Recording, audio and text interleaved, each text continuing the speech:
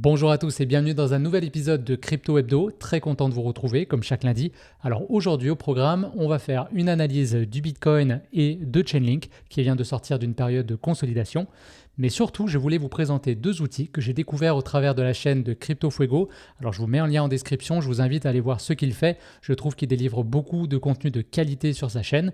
Et donc dans une de ses dernières vidéos, il montre comment on peut analyser les wallets des whales. Les whales, ce sont des investisseurs institutionnels le plus souvent. Et comme on est sur la blockchain, eh bien toutes les transactions sont visibles de tous. Il suffit d'avoir l'adresse du wallet en question et les bons outils pour analyser donc du coup les transactions, c'est-à-dire quand est-ce que la crypto a été achetée et quand est-ce qu'elle est potentiellement vendue. Donc je trouve que c'est des outils très intéressants que je souhaite ajouter à mon arsenal d'analyse. Je voulais donc vous les présenter aujourd'hui. J'espère que le menu du jour va vous plaire. Je vous laisse mettre un like sous la vidéo. N'hésitez pas non plus à me laisser vos commentaires. Sachez que je lis et je réponds absolument à tous les commentaires. Donc on lance l'introduction, on se retrouve juste après sur les graphiques. C'est parti.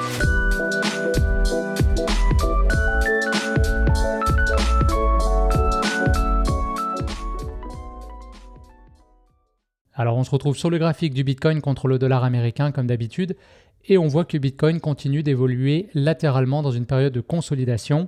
Consolidation qui a commencé donc le 4 décembre 2023. Je vais rentrer en journalier rapidement pour vous montrer que le prix, tout simplement, va fluctuer entre des bornes. Alors la borne haute, elle se situe, on va dire, aux alentours des 47 000 $. Et la borne basse, pour l'instant, elle se situe à 39 500 $ à peu près. Donc, beaucoup s'entendent pour dire que le pré-bull run est terminé. On devrait assister à un dernier dip qui va se situer aux alentours du halving. Alors le halving, il aura lieu au mois d'avril et c'est vrai qu'historiquement, le Bitcoin a l'habitude de retracer aux alentours de cette date-là. Et si on veut un objectif, c'est généralement la moitié de l'ATH du cycle précédent. Donc comme lors du dernier bull run, on était allé chercher les 70 000 $, je vous le rappelle, on était ici à peu près. Donc, on peut imaginer que le Bitcoin, si l'histoire se répète, pourrait redescendre jusqu'à 35 000 $. En tout cas, il y a beaucoup de gens qui l'espèrent. Alors, ce ne serait pas dramatique de voir une baisse de cet ordre-là, puisque je vous rappelle que tant que Bitcoin reste au-dessus de son pivot des 31 000 $, pour moi, il n'y a rien qui change. On est toujours dans un cycle haussier. Alors, appelez-le comme vous voulez, bull run, pré-bull run, mais on est dans un marché haussier. Il faudrait que Bitcoin réintègre cette zone de consolidation, donc qu'il redescende et qu'il clôture en dessous des 31 000 $ pour que je remette en cause mon analyse. Mais autrement, toutes les dips sont faites pour être rachetées. Et donc, si on descend aux alentours des 35 000 $, comme beaucoup le prédisent, on pourra en profiter pour recharger Bitcoin, mais également sur les altcoins de qualité qui, elles aussi, forcément, seront entraîné dans la chute de Bitcoin. Alors en parlant d'altcoin de qualité, j'en profite pour faire un point sur Chainlink, qui est un projet que j'apprécie beaucoup et dont j'ai déjà parlé sur la chaîne. Je vous rappelle qu'on avait pris un trade ensemble, c'était la semaine du 16 octobre 2023, suite à l'extraction de cette grande base de consolidation. On avait eu donc une cassure franche accompagnée d'un volume intéressant. J'avais donc ouvert une position. Alors j'avais positionné mon stop loss juste en dessous de ce plus bas là. Et comme je vous le dis souvent en trading, c'est important d'avoir un risk-reward qui soit favorable.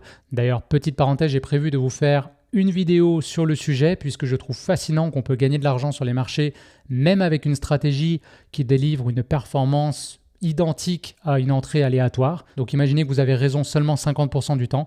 Si vous avez un bon money management et un risk-reward intéressant, donc avec une asymétrie entre ce que vous perdez si vous avez tort et ce que vous gagnez si vous avez raison, statistiquement, vous allez gagner de l'argent. Donc on reviendra là-dessus. Mais donc pour revenir sur le trade du link, on avait un risk-reward de 4 et puis cet objectif n'a pas été choisi au hasard. J'avais donc identifié le retracement Fibonacci du dernier cycle, donc aux alentours des 0,5, qui est un niveau important. On voit d'ailleurs qu'il avait été travaillé fortement par le passé. Donc pour moi, c'est un objectif qui est très réaliste. Et on voit donc qu'on vient de s'extraire de cette nouvelle phase de consolidation, alors qui n'a pas duré aussi longtemps que la première, et c'est tout à fait normal. Un marché haussier va toujours se structurer de cette façon. Vous allez avoir des phases de consolidation et des phases d'extraction où le prix va s'apprécier fortement. Et ces phases-là vont donc s'accélérer, c'est-à-dire qu'on va avoir des consolidations de plus en plus courtes et on va avoir des montées de plus en plus importantes jusqu'à ce qu'on ait un blow-off top. Et à ce moment-là, c'était la fin de ce cycle-là et on va avoir les prix qui vont se casser la gueule. Mais on n'est pas rendu là pour le moment. Alors, une stratégie en trading, ça s'appelle le pyramidage. C'est dans les premiers temps, dans les premières consolidations, de renforcer ses positions si on avait raison. Et donc c'est ce que je vais faire ici. Je vais ouvrir une nouvelle position puisqu'on vient de s'extraire donc de cette phase de consolidation là. Donc je vais ouvrir une position ici. Je vais mettre le stop loss juste là, en dessous donc de ce plus bas là. Et on va aller chercher un risk-reward, vous l'avez compris, en notre faveur. Donc sur le même d'ailleurs take profit, on serait déjà à 1.84, donc ce serait intéressant. Mais là, pour le fun, je vais aller chercher le all-time high. Ça nous donne un ratio de 5.9. Donc voilà. Et on pourrait même d'ailleurs se mettre en break-even sur notre première position, puisque le prix est quand même assez haut. Donc à ce moment-là, ça veut dire que même si le prix venait à redescendre fortement, eh bien sur ce premier trade-là, on ne peut plus perdre de l'argent. Au pire, j'aurais juste rien gagné, rien perdu. Et au mieux, eh bien, j'aurais gagné 4 fois ce que j'avais investi ici, donc mon risque initial. Donc il faut toujours exprimer notre profit en R, R étant votre risque initial. Donc si vous avez parié par exemple 100 $, eh bien vous étiez prêt à perdre 100 $, mais sur ce trade-là, eh bien l'objectif c'était de gagner 400 $. Et donc ici, mettons que je prenne à nouveau un risque de 100 $, eh bien je parie que je peux aller chercher potentiellement 593 $. Alors comme promis, on va aller voir les outils qui ont été présentés donc par CryptoFuego. Je vais mettre le lien en description. Je vous invite à suivre ce YouTuber. Je trouve qu'il délivre beaucoup de contenu intéressant. Et donc dans une de ses dernières vidéos titrée « Ces baleines achètent ces cryptos en secret, on les espionne », si vous allez voir dans la description de l'épisode, vous aurez les liens vers les outils que je vais vous montrer et il vous partage 7 wallets de Whales qui sont donc intéressants à suivre. Vous avez toutes les adresses ici. Alors première étape, on va aller tout simplement chercher des wallets de Whales. Alors comment on fait ? Une façon, c'est sur Twitter de suivre Whale Alert. Et donc comme ça, quand vous avez des positions importantes qui sont prises sur la blockchain, eh bien, vous allez avoir des alertes qui seront faites et vous pourrez aller regarder les dites transactions. Une autre façon, c'est d'aller sur Etherscan. Alors Etherscan.io, c'est un outil qui est quand même assez connu, qui vous permet de regarder toutes les transactions qui ont lieu sur la blockchain Ethereum. Donc ce que moi je fais, c'est que je vais sur Token, Top Token ERC20. Donc comme ça, on va voir les projets principaux. Et là, je vais voir des projets qui m'intéressent. Donc par exemple, ImmutableX, c'est un projet que j'ai en portefeuille. Donc on va cliquer dessus. À ce moment-là, vous avez, là en ce moment on est sur transfert, donc vous voyez tous les transferts qui ont lieu en ce moment. Donc on voit il y a 1 minute, il y a 4 minutes, il y a 5 minutes, etc. Vous pouvez voir les différentes transactions, d'où est-ce qu'elles partent et où est-ce qu'elles vont et la quantité du token qui ont été transférés.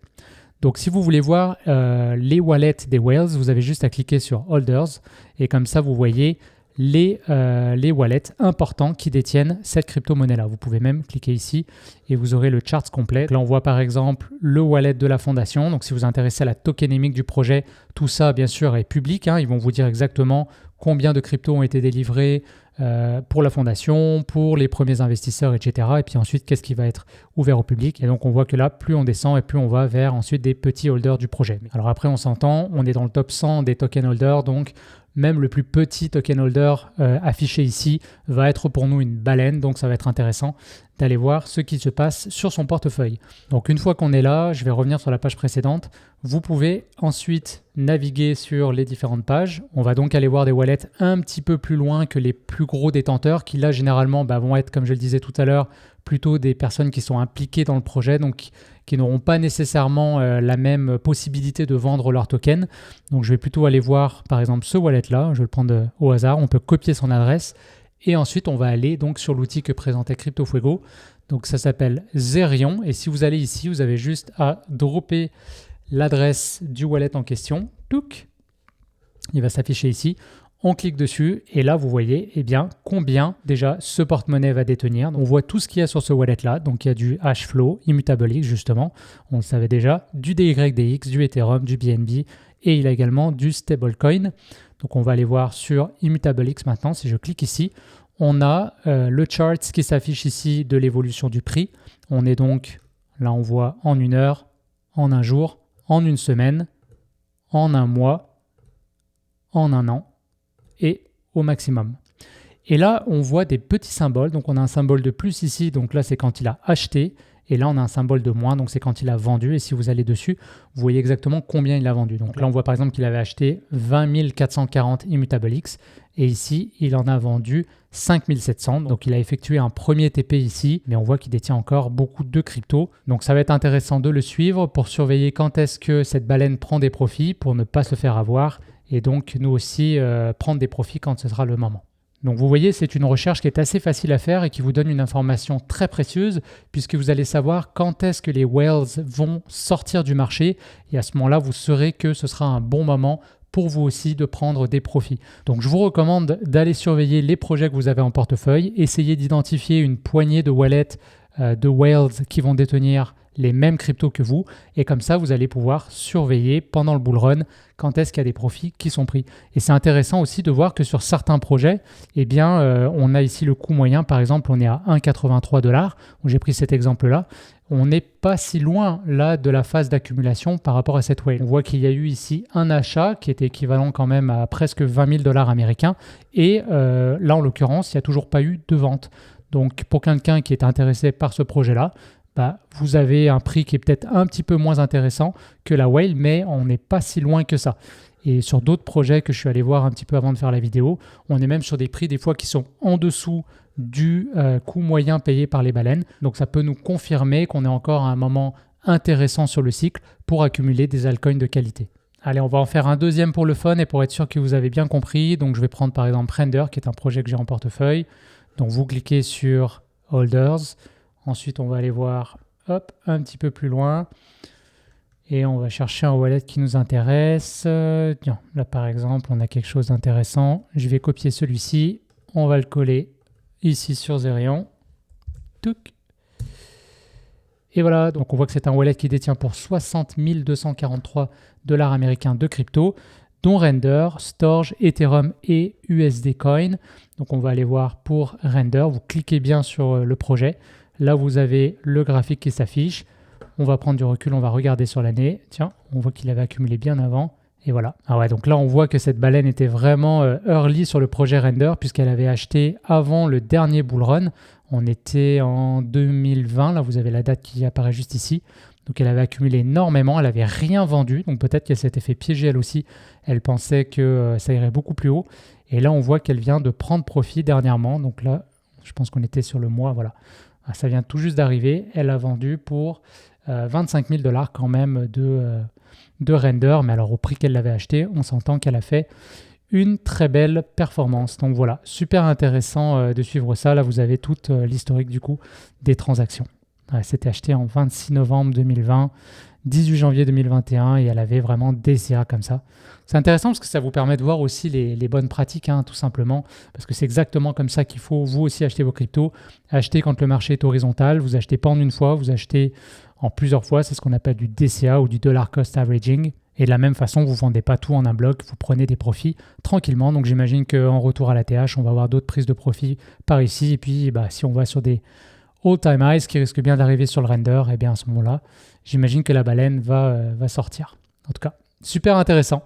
Voilà, j'espère que la vidéo du jour vous a plu. C'est vrai que ça fait un peu différent, mais quand je découvre comme ça des outils intéressants, eh bien j'aime bien vous les partager. Ça vous permet de les ajouter à votre arsenal pour pouvoir faire des analyses plus complètes. Si vous avez aimé, je vous laisse mettre un like sous la vidéo. Je vous souhaite une excellente semaine. On se retrouve lundi prochain pour une nouvelle vidéo Crypto Hebdo. Salut tout le monde.